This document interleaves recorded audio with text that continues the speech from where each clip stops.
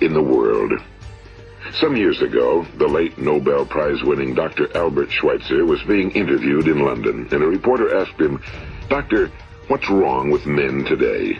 And the great doctor was silent a moment, and then he said, "Men simply don't think."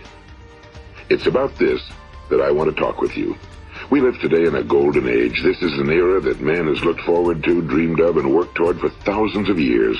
But since it's here, we pretty well take it for granted. We in America are particularly fortunate to live in the richest land that ever existed on the face of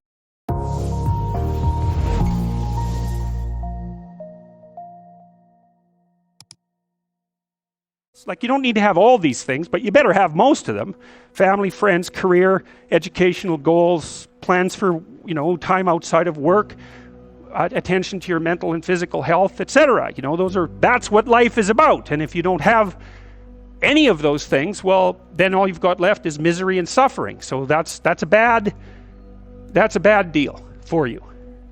So once you set up that goal structure, let's say, and that's really in many ways that's what you should be doing at university.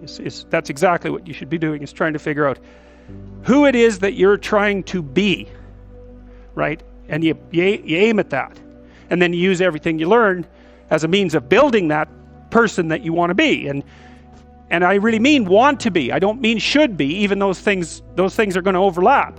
And it's important to distinguish between those, because that's partly, and this is back down to the micro-routine analysis. So as I was saying, well, you're going to try to make yourself more industrious. Okay, number one, specify your damn goals, because how are you going to hit something if you don't know what it is? That isn't going to happen.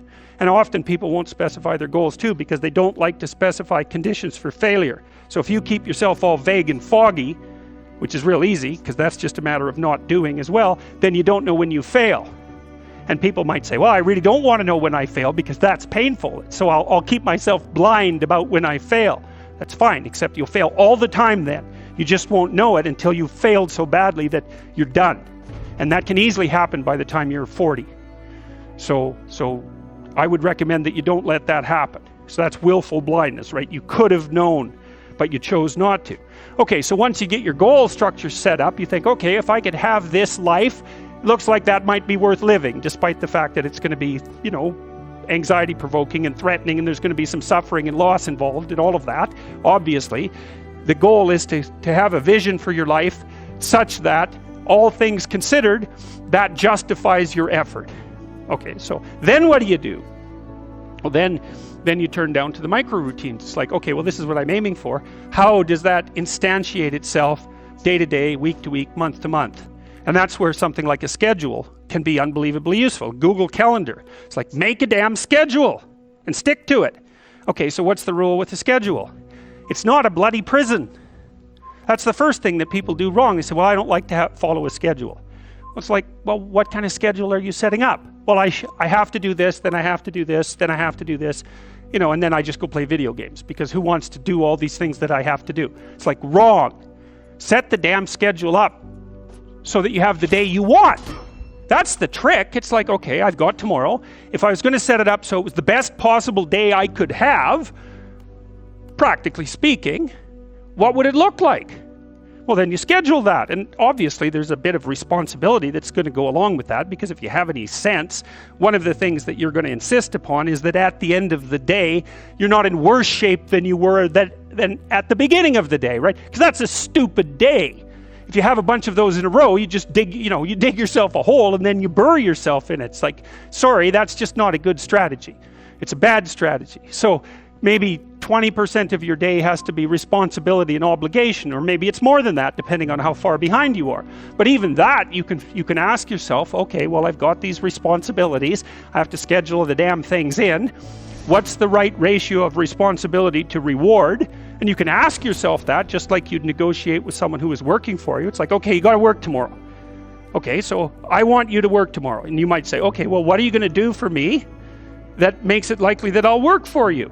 Well, you could ask yourself that, So maybe you do an hour of responsibility and then you play a video game for 15 minutes. I don't know, whatever turns your crank, man. But, you have to negotiate with yourself and not tyrannize yourself.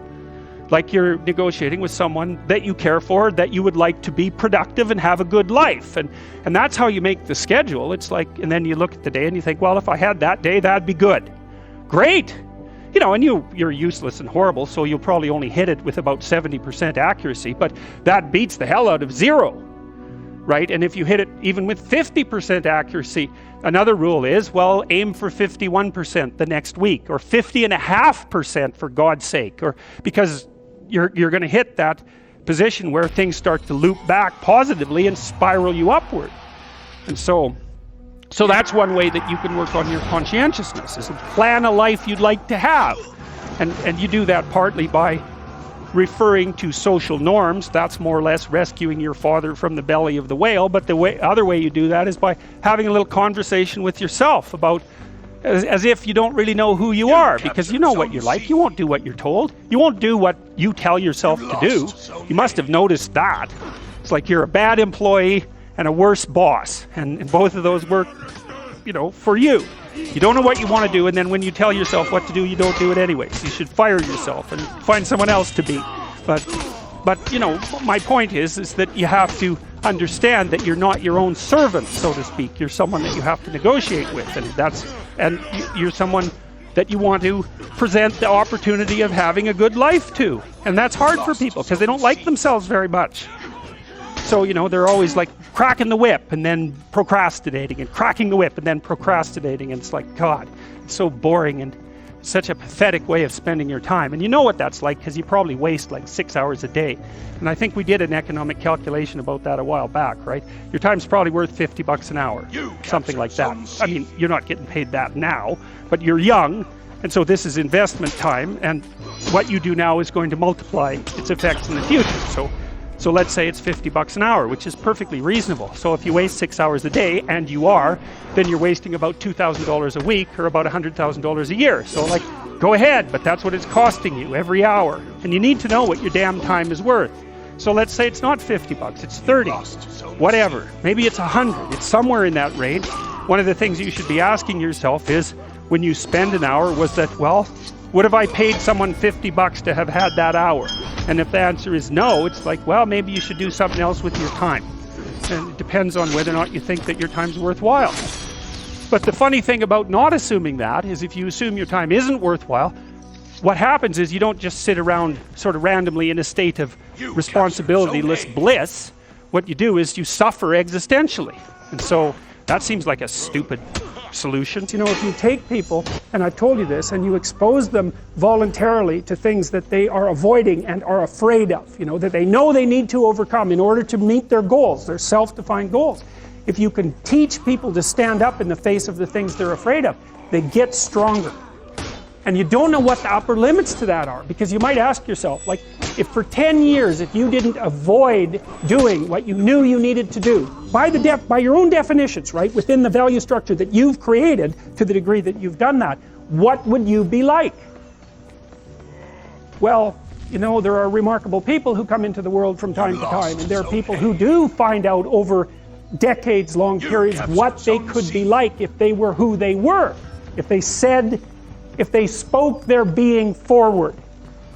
And they get stronger and stronger and stronger, and we don't know the limits to that. We do not know the limits to that. And so you could say, well, in part, perhaps the reason that you're suffering unbearably can be left at your feet, because you're not everything you could be, and you know it. And of course, that's a terrible thing to admit, and it's a terrible thing to consider, but there's real promise in it, right? Because it means that perhaps there's another way that you could look at the world, and another way that you could act in the world, so what it would reflect back to you would be much better than what it reflects back to you now. And then the second part of that is, well, imagine that many people did that, because we've done a lot as human beings. We've done a lot of remarkable things, and I've told you already, I think before, that today, for example, about 250,000 people will be lifted out of abject poverty, and about 300,000 people attached to the electrical power grid. We're lifting people out of poverty collectively at a faster rate that's ever occurred in the history of humankind by a huge margin. And that's been going on unbelievably quickly since the year 2000. The UN had planned to have poverty between 2000 and 2015, and it was accomplished by 2013. So there's inequality developing in many places, and you hear lots of political agitation about that. But overall, the tide is lifting everyone up, and that's a great thing. And we have no idea how fast we can multiply that if people got their act together and really aimed at it. Because, you know, my experience is with people that we're probably running at about 51% of our capacity. Something, I mean, you can think about this yourselves. I often ask undergraduates how many hours a day you waste, or how many hours a week you waste. And the classic answer is something like 4 to 6 hours a day. You know, inefficient studying, watching things on YouTube that not only do you not want to watch, that you don't even care about, that make you feel horrible about watching after you're done. That's probably 4 hours right there. You know, you think, well, that's 25 hours a week, it's 100 hours a month, that's 2.5 full work weeks, it's half a year of work weeks per year. And if your time is worth $20 an hour, which is a radical underestimate, it's probably more like 50 if you think about it in terms of deferred wages. If you're wasting 20 hours a week, you're wasting $50,000 a year. And you are doing that right now. And it's because you're young, wasting $50,000 a year is a way bigger catastrophe than it would be for me to waste it, because I'm not going to last nearly as long. And so if your life isn't everything it could be, you could ask yourself, well, what would happen if you just stopped wasting the opportunities that are in front of you? You'd be, who knows how much more efficient? 10 times more efficient, 20 times more efficient. That's the Pareto distribution. You have no idea how efficient people get. It's completely, it's off the charts. Well, and if we all got our act together collectively and stopped making things worse, because that's another thing people do all the time, not only do they not do what they should to make things better, they actively attempt to make things worse because they're spiteful or resentful or arrogant or deceitful or homicidal or genocidal, or all of those things all bundled together in an absolutely pathological package. If people stop really trying just to make things worse, we have no idea how much better they would get just because of that. So there's this weird dynamic that's part of the existential system of ideas between human vulnerability, social judgment, both of which are major causes of suffering, and the failure of individuals to adopt the responsibility that they know they should adopt. And that's the thing that's interesting too, is that, and like another thing I've often asked my undergraduate classes is, you know, there's this idea that people have a conscience. And you know what the conscience is. It's this feeling or voice you have in your head just before you do something that you know is stupid, telling you that probably you shouldn't do that stupid thing. You don't have to listen to it, strangely enough.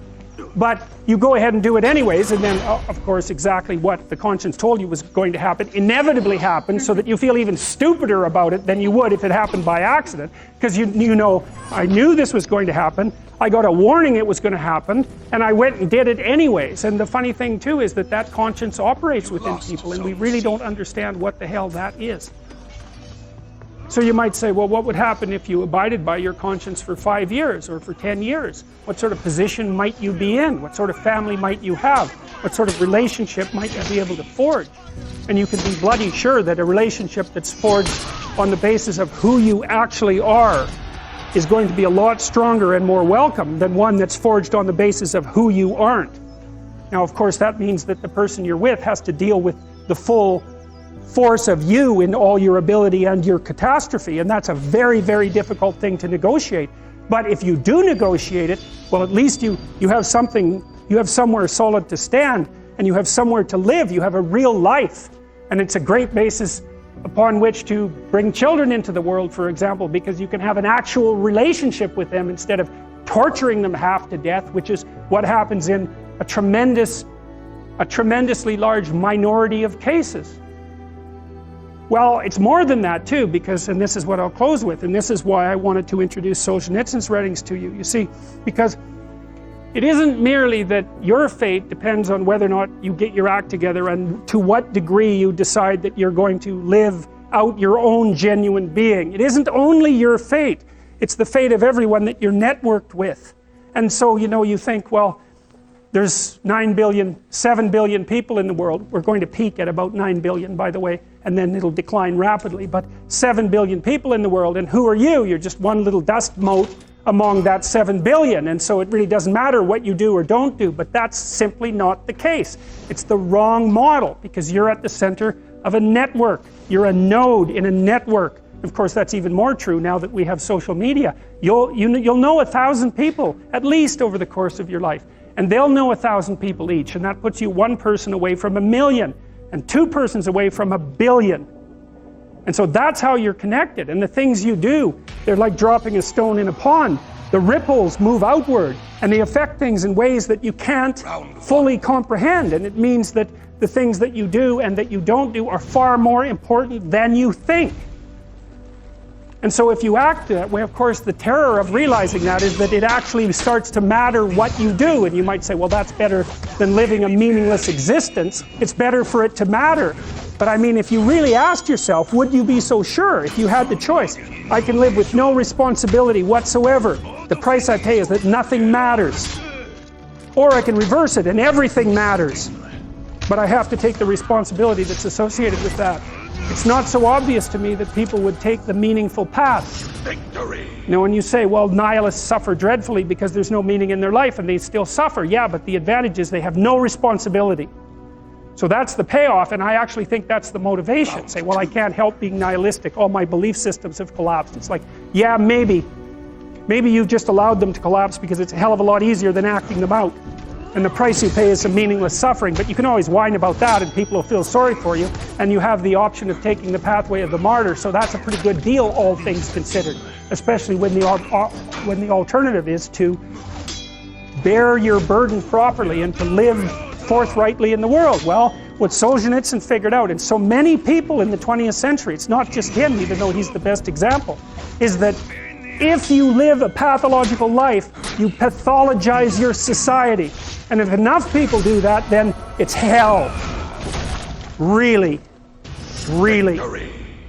And you can read the Gulag Archipelago if you have the fortitude to do that, and you'll see exactly what hell is like. And then you can decide if that's a place you'd like to visit, or even more importantly, if it's a place you'd like to visit and take all your family and friends, because that's what happened in the 20th century.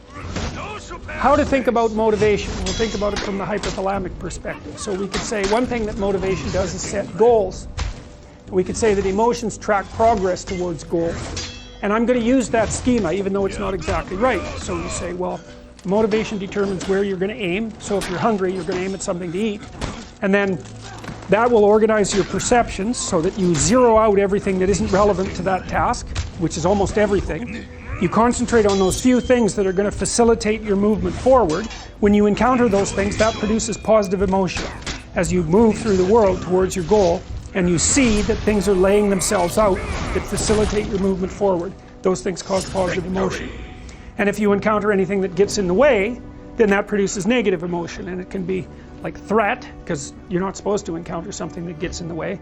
It can be anger, so that you move it away. It can be frustration, disappointment, grief. Those would, if you had a response that serious to an obstacle, it would probably punish the little motivated frame right out of existence.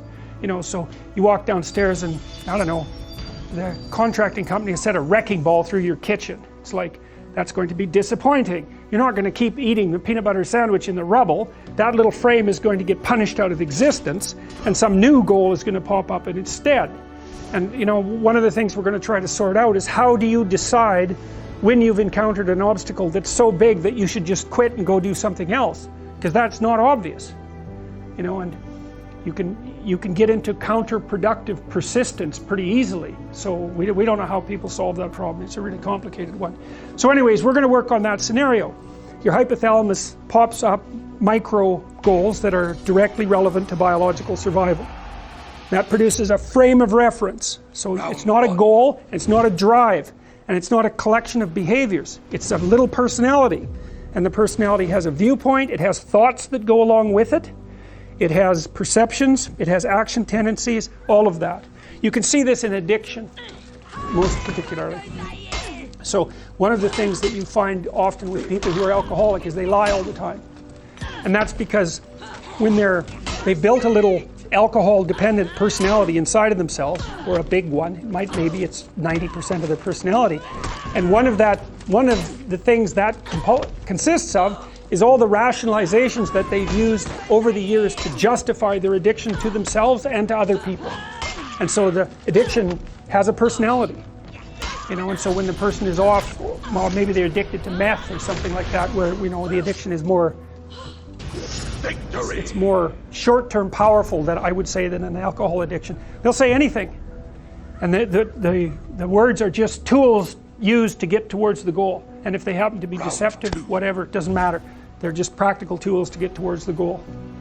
And then when you get towards the goal and you take a nice shot of meth or something like that, you reinforce all those rationales that you use to get the drug, and then the next time you're even a better deceiver and liar. So, okay, so we're going to say motivations, one way of thinking about it is they set goals, but it's not the right way of thinking about it. They produce a whole framework of interpretation. And so we're going to think about that framework of interpretation. And then emotions emerge inside of that. So that's it. So the world is framed, motivation set goals. You could say the world has to be framed. So motivation sets that frame.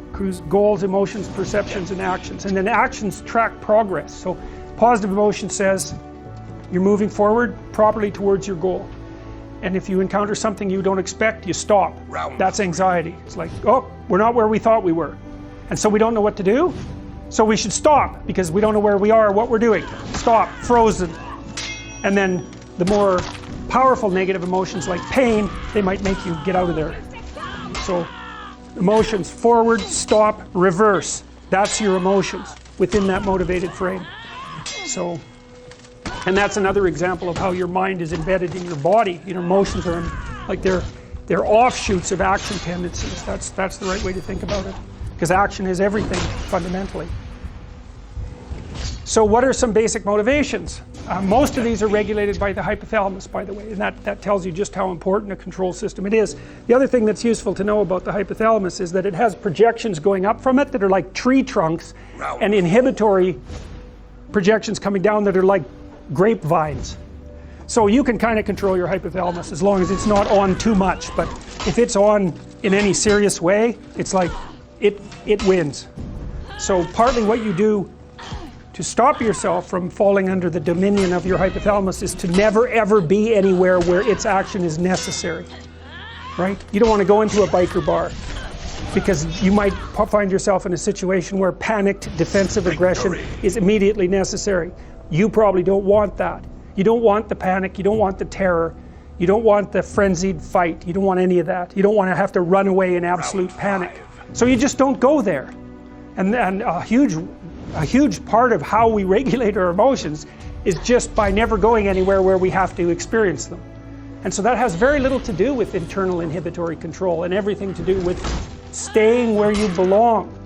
The Myth of Mental Illness by Thomas Szasz, S-Z-A-S-Z.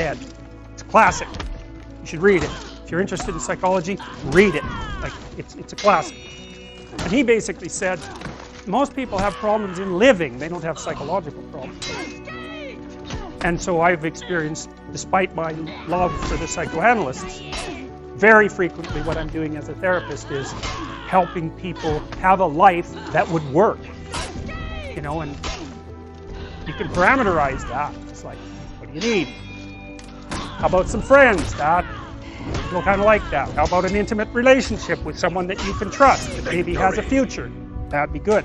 How about a career that puts you in a dominance hierarchy somewhere, so at least you've got some possibility of rising, some possibility of stabilizing yourself, and a schedule and a routine, because no one can live without a routine. You just forget that. If you guys don't have a routine, I would recommend, like, you get one going, because you cannot be mentally healthy without a routine. You need to pick a time to get up.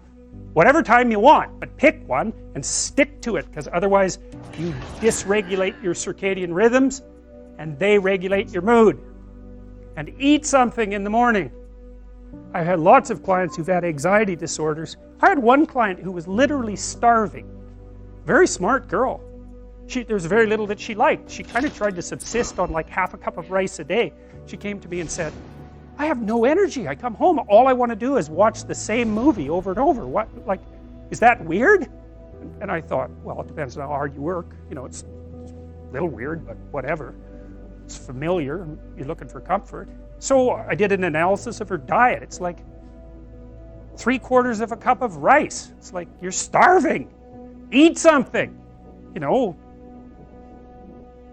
you'll feel better. So she modified her diet, and all her anxiety went away, and she had some energy. It's like, yeah, you gotta eat.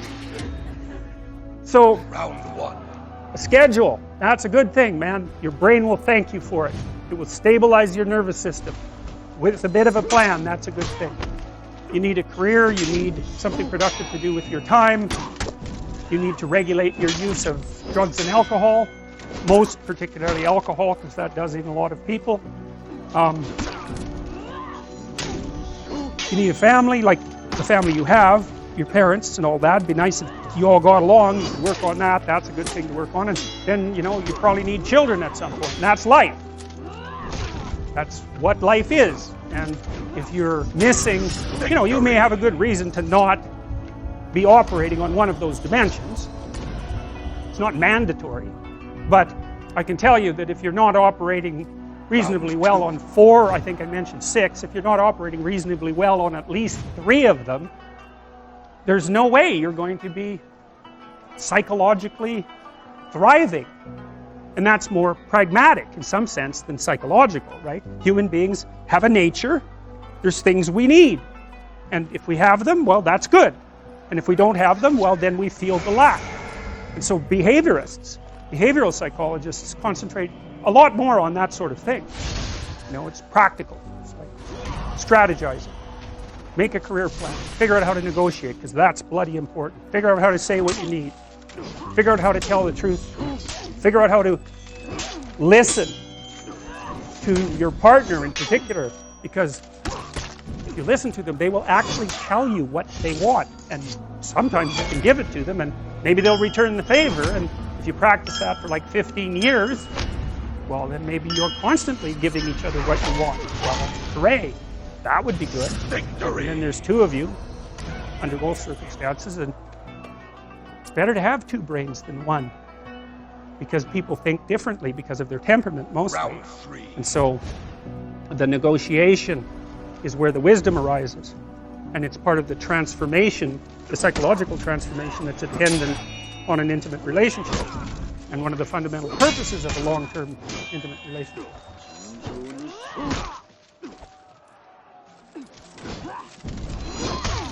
Defeat.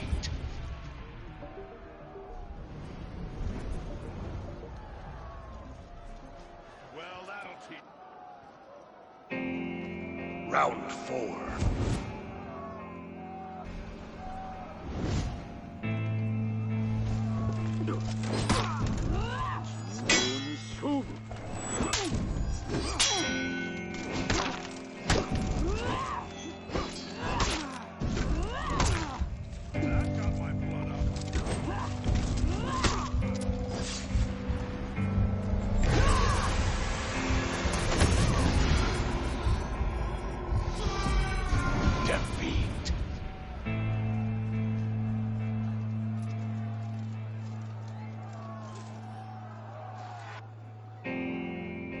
Round 5.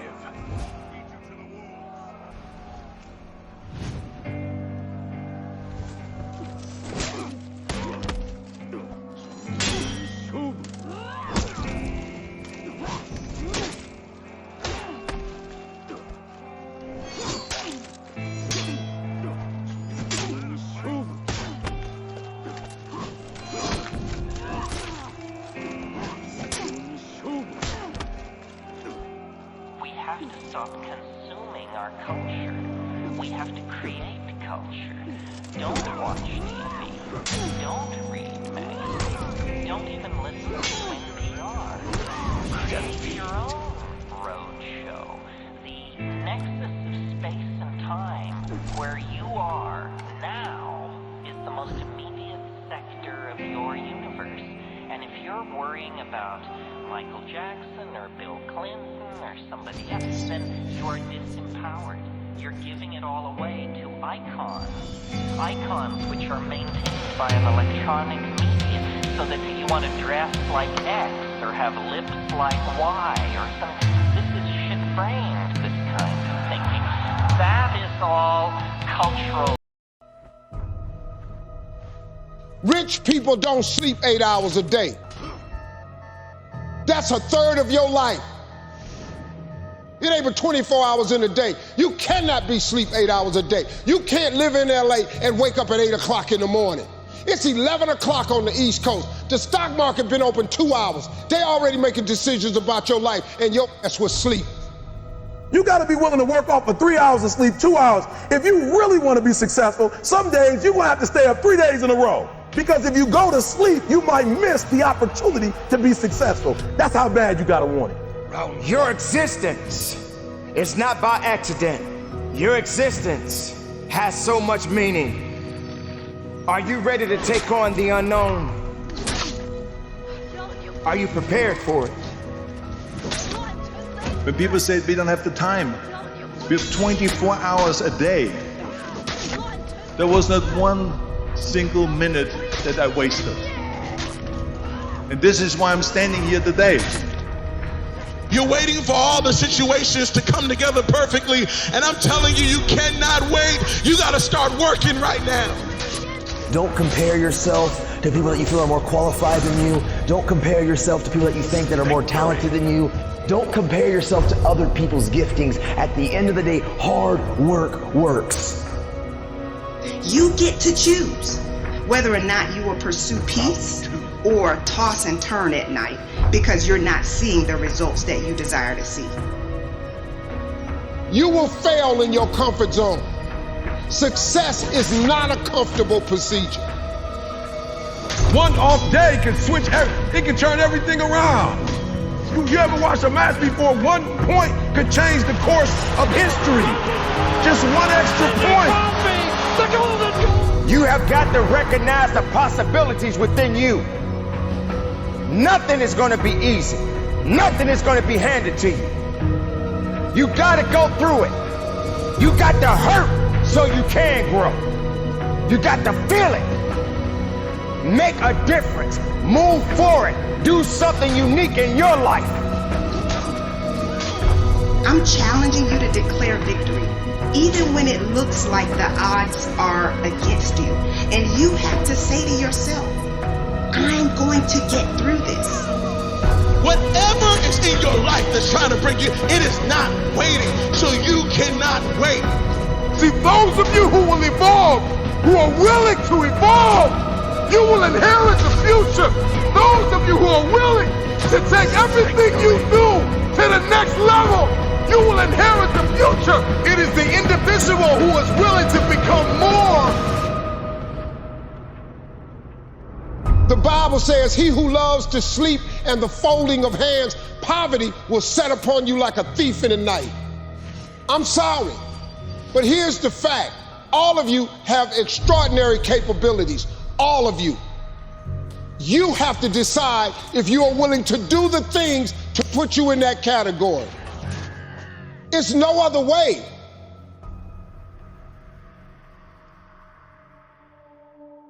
When you settle, you ruin the movie. Yeah, you heard me. Your life is a movie and you are the author. Your life is a movie and you are the director. Life is a movie.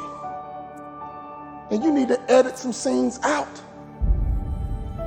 The pen is in your hand, my friend, and you're writing your very own personal movie. And I believe the good guy wins in the end. I believe the good woman wins in the end. I believe that you will win in the end as long as you don't settle.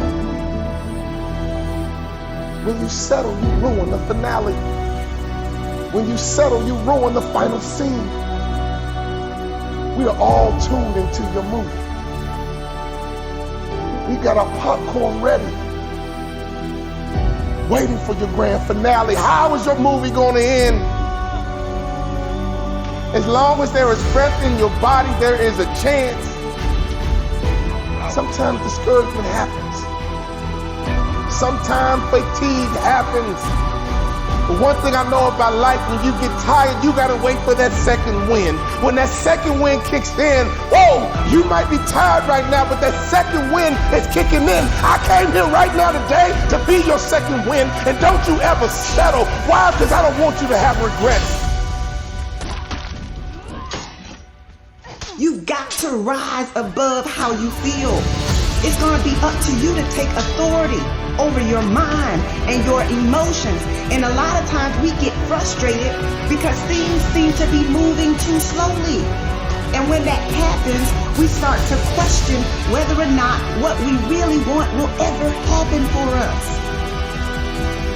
Well, it will happen if you refuse to allow fear and impatience to deprive you of what you deserve. It will happen if you don't allow moments of frustration to guide your decisions. Think about all the people you know in life that said, man, I wish I didn't quit on school. I hate I dropped out. I wish I didn't get divorced. I hate I gave up. I wish I didn't quit the football team because I could have been in the NFL. I wish I didn't quit. I wish I acted better. I wish I didn't get kicked out of school. I wish I didn't give up on my kid. I wish. That is regret. Never settle. There's still time. Never settle. There's still time. What are you working on right now? Because sometimes in life, all you got is that one thing. God gave you one thing to do. That's all you got is that one thing. I know life will knock you down. I know life can be tough, but you are on a journey. When you settle, Round 3. you will always have regret on what could have been, what should have been. I'm going to say these two powerful words one more time. And I want you to hear them. Get them in your spirit. Never settle.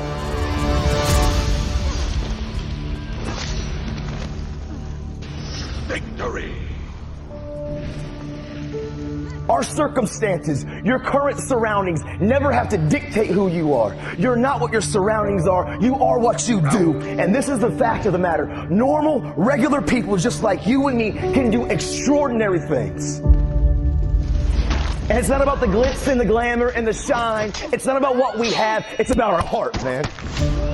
It's about people, you and me, understanding that we are fully capable. We have the full potential to achieve and become anything that anybody else is.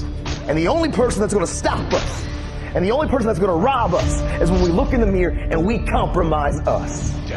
Too often we as young men and young women, and I was so guilty of this, we only care about the now and woo-woo this and woo-woo that and what feels good here and what feels good now, and we will compromise who we are because we want the acceptance of the people around us. And that's just real, man. I don't pursue profits. I pursue my purpose. As you go into the next chapter, don't pursue profits, pursue purpose. Don't pursue the profits of where can you gain things in life. Pursue your passions and your purpose. Because what happens is, a lot of times we go on to college or we go into the next chapter and we're only seeking gains. We're only trying to find out what we can get. Where can we find profits in our lives? You need to take time to figure out your why. You need to take time to figure out what you're passionate about. Because if you pursue your passion, I promise, passion and purpose will always produce gains and profits, socially, emotionally, and financially, man. You can show me your friends and I can tell you who you are. Who you surround yourself with is going to affect you. Like it, love it, or leave it. If you're surrounding yourself with people who are not about the right and who aren't trying to pursue dreams and goals and the same aspirations and the same motivations and dedications and determinations as you, you will be affected. Who you surround yourself with matters. It's the compromise that I care about. We don't ever have to compromise ourselves. I promise you, from the front, the back, the left to the right, every single one of you in here, man, you were born to leave your fingerprints on history. You can achieve and become absolutely anything. I mean, teachers and doctors and actors and athletes and entertainers and musicians and radiologists and cardiologists and cosmetologists, social workers. I'm telling you, anything that you want. And not a teacher, a counselor, a principal, nobody can stop you. I know your circumstances aren't the best. I know sometimes our home environment's not the best, but this is what I know. We're in control of our lives and nobody can take it from you. If you want a really great life, it starts first thing in the morning.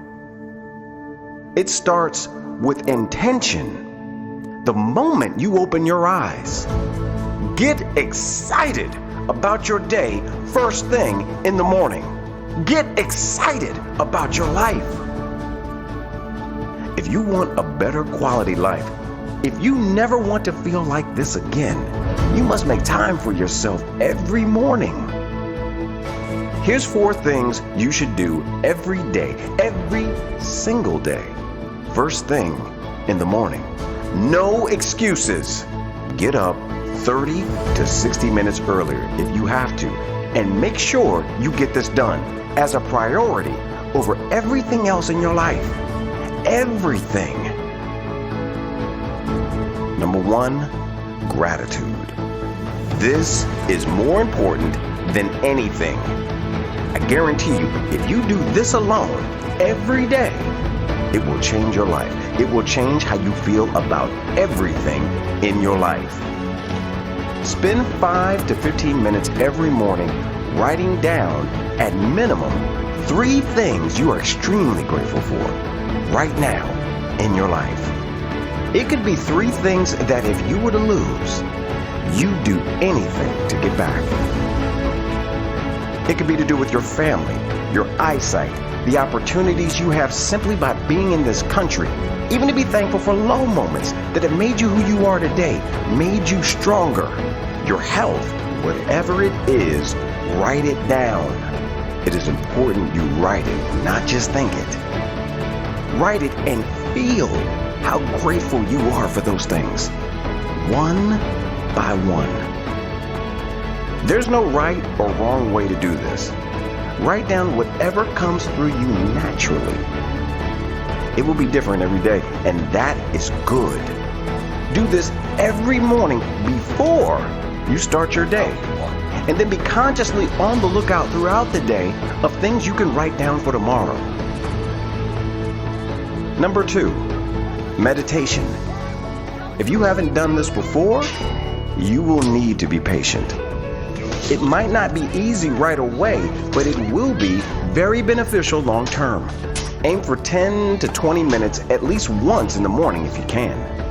The benefits of meditation have been well documented, including stress and anxiety release, more clarity, and mood control. Number 3, self-development. Daily. Every single day. Every day, listen to something that is going to help you take action toward the person you want to become. The person you will be in the future, whoever that is. Who do you want to be for your family? What example do you want to set? Who do you want to be for you? So you can look in the mirror and be proud because you know this person was made by you. Your work. Number 4, exercise and nutrition. You don't need a gym membership to exercise, and there are no excuses. Either you want to be healthy and fit and set an example in the process, or you value other things more. There's plenty of free exercise videos on YouTube you can do at home. You can run, you can do a lot of things. And you can get a really good workout done in 30 minutes a day. Nutrition is your fuel, and you should look at it with the view of this will either give me energy or drain it from me. Life is much easier if you're feeling healthy and energetic. And you're only going to get that from making strong choices every day. Important. Most people will not do this. Most people that do this will stop doing it as soon as a major situation like money, for example, changes in their life.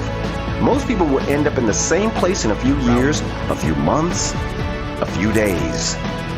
Most people are not happy. Don't be most people. Make this a priority in your life. Just be present and pay conscious attention to how you feel when you really, wholeheartedly do these processes with an open mind and heart. If you do miss a day, for one part of it, don't beat yourself up. Also, pay attention to how you feel when you don't do it and get back on track. You deserve this.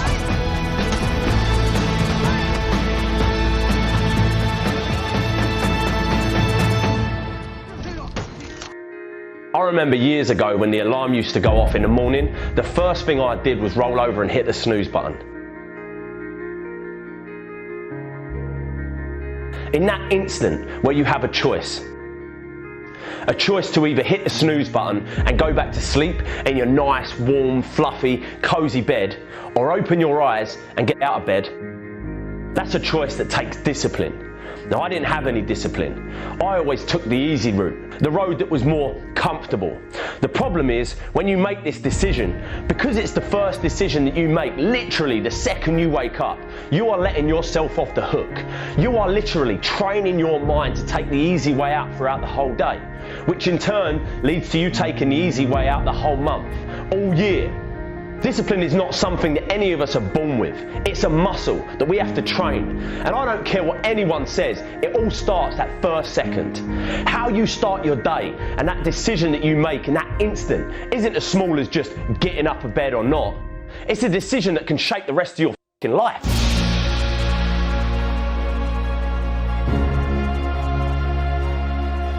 This ain't some motivational, inspirational bullshit. This is the truth. When I was younger, I dreamed that one day I'd get a job that paid me 50 grand a year. That, for a boy where I come from, was a dream come true. If you told me back then that I'd be running a 7-figure company and building a business of my own, I would have laughed in your face. It wasn't until I started to believe that I, and I alone, could shape my world, that I started achieving anything I wanted